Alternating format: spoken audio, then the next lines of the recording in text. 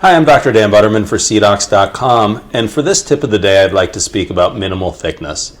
This is something that comes up very often in questions from doctors, and generally the discussion is that I'm pretty sure I prepped the tooth enough, but when I received my initial proposal, I had all these minimal thickness areas, and what's going on? Why am I still having thickness problems with my material?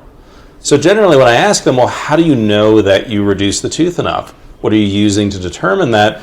They'll normally say, well, I had the patient bite down and I kind of looked at the side and that's how I was able to judge my reduction. Obviously that's not going to be accurate. So the first tip is we want to measure our reduction. And that's really the only way we can make sure that we uniformly reduce that tooth enough. The second issue is what's our starting point?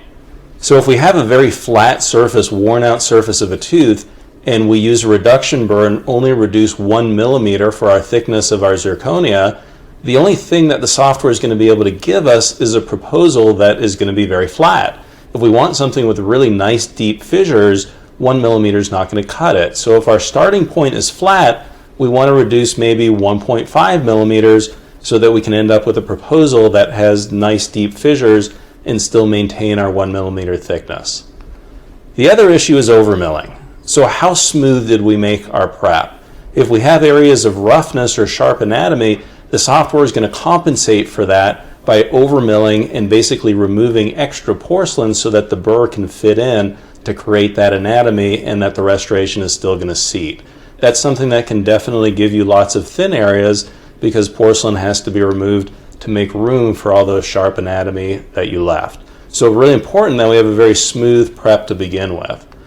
And then finally, one of the nice features of the CEREC software and also all the materials that we have available, if we have material like in this case it was Celtra Duo and our minimal thickness for this material is 1.5 millimeters, if we find that that's just not going to work in this particular prep, we always have the option to go back to administration and we can choose a different material.